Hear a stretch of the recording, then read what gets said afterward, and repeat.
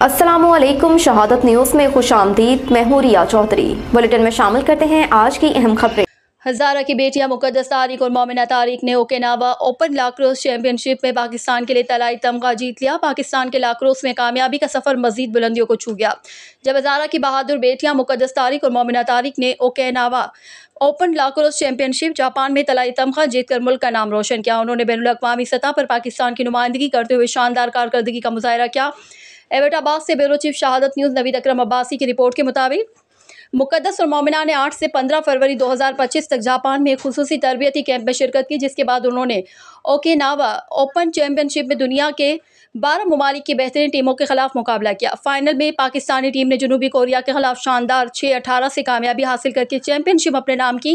ये दोनों खिलाड़ी इससे पहले भी पाकिस्तानी कौमी लाक्रोस चैंपियन टीम का हिस्सा रह चुके हैं। उनकी कामयाबी को मजीद काबिल फ़ख्र बनाने वाली बात यह है कि उन्होंने अपनी मदद आप के तहत ये कारनामा अंजाम दिया और किसी हुकूमती इदारे की माली मुआवनत के बगैर अपनी मेहनत और लगन से इस मकाम तक पहुंची।